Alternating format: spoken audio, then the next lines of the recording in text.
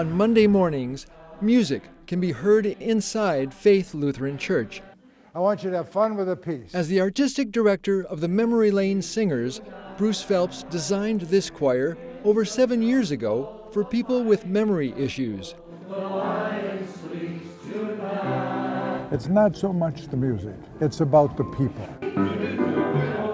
As a nonprofit community choir, its focus is to help those with memory issues, really anyone who wants to sing, to get out of their shell.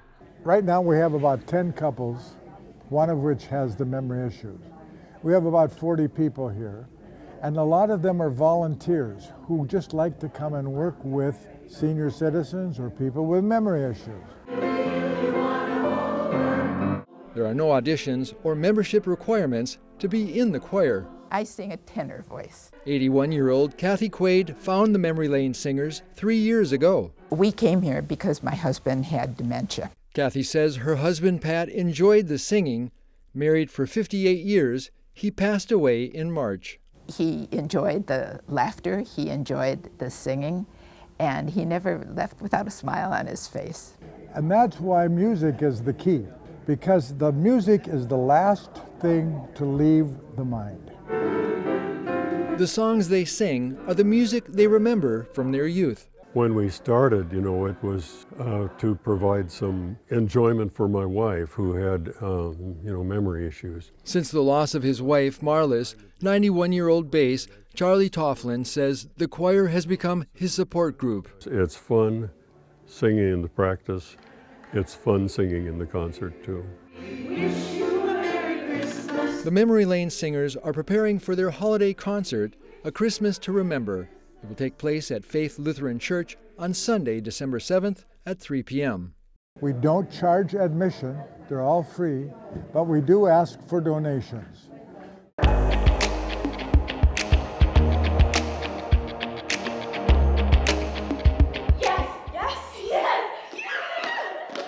Students are taking the stage at Anoka Ramsey Community College for their fall production.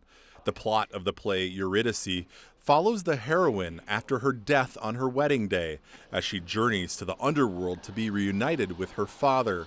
Meanwhile, Orpheus journeys to retrieve his bride, but will she still want to go? The show is full of dark humor, lyrical beauty, and wit. She's up and then she's down, and being able to go through and be in her emotions with her is just, it's so fun. Please come see the show. We worked so hard on it. It looks beautiful. It sounds beautiful. Everything is coming together. It's like the gotcha machine of shows and you got the best prize. It's amazing. Eurydice is being staged November 7th and 8th, and again on November 13th, 14th, and 15th at Anoka Ramsey Community College. All shows start at 7:30 p.m. Tickets can be purchased online at arcctheater.com.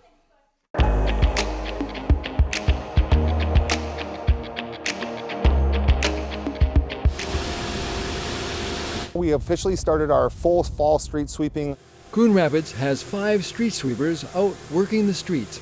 A combination of city staff and contractors are doing enhanced street sweeping, with much of the cost being covered by a grant from the Coon Creek Watershed District.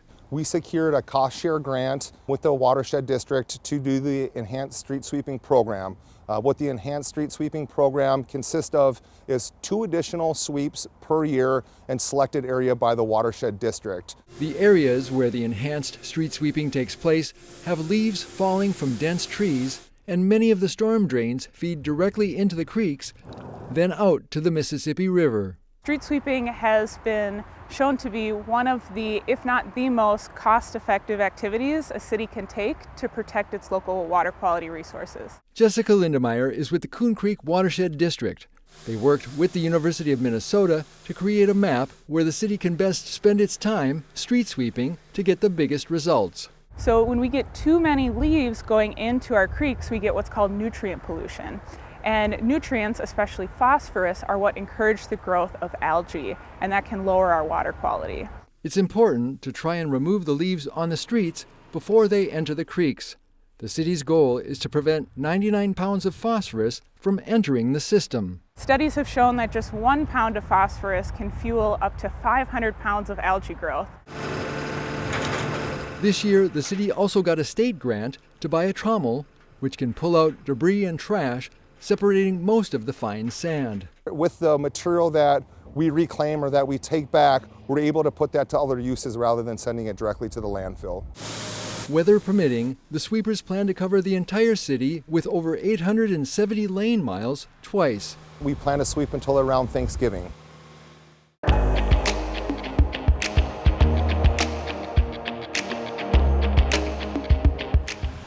At the corner of Northdale and Riverdale Drive, shop owners here see plenty of traffic. 400 to 500 cars go around this building every day. Here, there's a testing site open to anyone who needs a test fast. Fastest Labs, how can I help you? At Fastest Labs of Coon Rapids, they offer a menu of testing services including drug, alcohol, and DNA. Among the most requested by businesses is a drug test for pre-employment screening. So now that we've got it strapped up, we're going to put it back in our stand. So we're going to actually take a picture of this, and then we're going to tell it's okay because it looks great for the picture. And the system is then processing it. Owner Judy Proska opened Fastest Labs of Coon Rapids 2 years ago. They are a certified women-owned business which works with lots of Department of Transportation or DOT companies. They come and give us their urine sample, and within minutes, we actually have the results emailed out to them. They're a non-medical facility, which means they don't do any blood work. Fastest Labs can provide a variety of testing services for companies. We do background checks for businesses, and we are 24/7, and we do after hours, so businesses can call us. At Fastest Labs of Coon Rapids, Proska says they live on walk-ins. We take walk-ins from 9 to 4 for general walk-ins, and if you're a DOT or federal person, they're 9 to 3. And you can just walk in, no appointment needed. Like literally, just walk in the door and we will help you.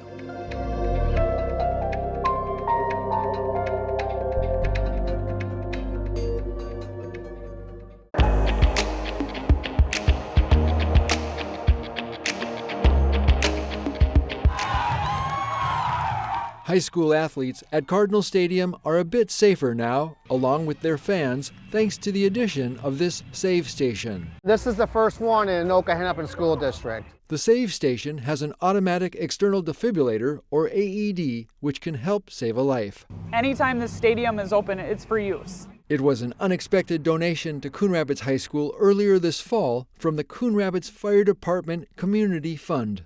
When you are planning an event like this, and just the sheer volume of people that go through our stadium, to be able to have this peace of mind that a medical assistive device like this exists and is ready for our need is absolutely beyond words. Handoff goes to Sean Washington III. Though rare, incidents of sudden cardiac arrest in high school sports are the leading cause of death among student athletes. This is in partnership with Advanced First Aid and Paul Mendoza, as well as Play for Patrick, the Coon Rapids Fire Department Community Fund. Fire Department Community Fund board member Tiffany Fick says enough money was raised a year ago to actually donate 2 Save Stations to the high school. The Coon Rapids Fire Department Community Fund Gala raised money at our first annual gala last year to install this one, as well as a second one at the practice field behind the high school.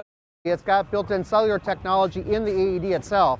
So if someone takes the AED and turns it on, it's going to send a signal to people who are attached to it that it's being deployed in emergency.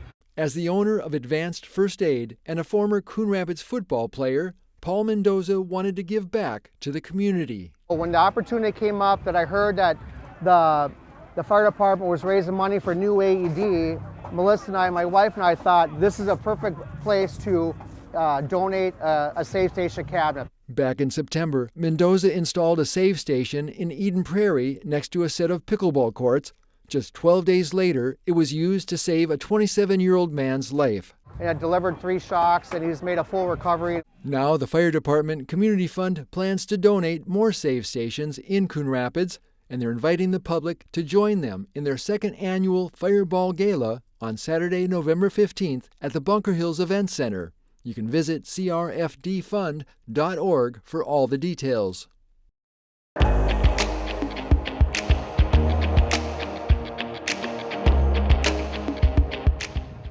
Are you guys guys having fun at the Pumpkin Patch event? Last Saturday, Rocky's Pumpkin Patch at Sand Creek Park in Coon Rapids was the place to be for kids in costumes. Each kid who got a stamp took home a pumpkin.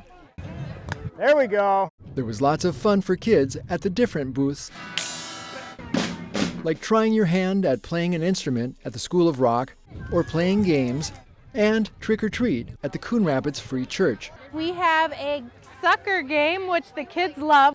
You pull out a sucker, and if it has the right color, you get a prize. And so we are cycling kids through, and depending on which color you get a different level of prize. Parents got to take pictures of their kids in a police squad car and a fire truck. Organizers said it was the biggest crowd ever, with around 5,000 people who showed up for the event. Over 1,500 pumpkins were given away, the most ever thanks to the efforts of the Community Strength Foundation, the City of Coon Rapids, and many other generous donors.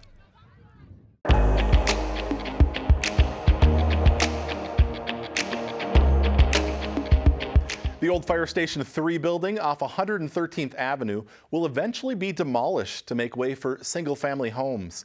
The City Council recently approved an amendment to the comprehensive plan and introduced an ordinance rezoning the property to a low-density residential 3 district. That would allow for 7 to 8 single-family homes to be built on the 2-acre site. Just to reiterate to the public, this is exactly why we created LDR3, was for these little tiny infills to maximize their value to the city and to its residents. So this is a good spot to try it out and see how it works. City staff is in the process of accepting proposals from developers. The old Fire Station 3 site is surrounded by other single-family homes and some multi-family dwellings.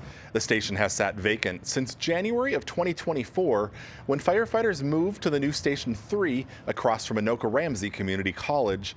Following plan approval, construction on the new homes would likely happen sometime next year.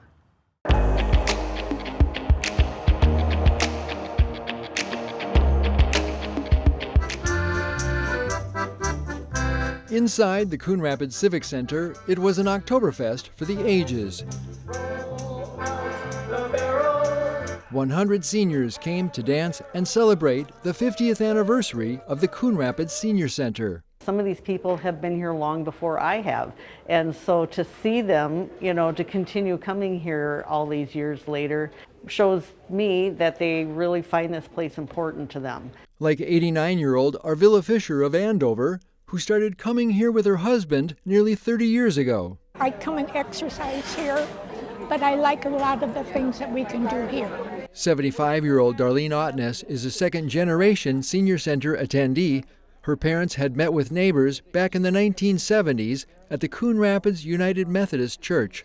Mostly my mother, but my father would come and deliver some meals to people who wanted the meals that were being sold here but could not get here.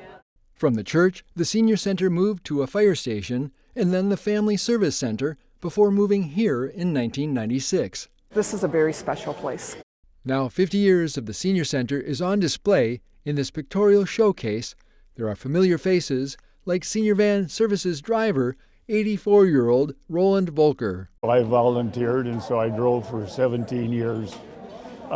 Picking up people at their homes, and I enjoyed every bit of it. Ann Cousy worked at the senior center in the 90s. She and her husband Floyd volunteered for kitchen duty for this 50th anniversary luncheon. I'm just so thankful to see a place where seniors can gather and that they've been able to do that for a while. Tuesdays they play bridge, Wednesdays they play 500. The Coon Rapids Senior Center continues to be a place for a variety of activities and events for seniors. I hope people who haven't been here try it out. It's very easy to meet people, and I think it's a crucial part of our community.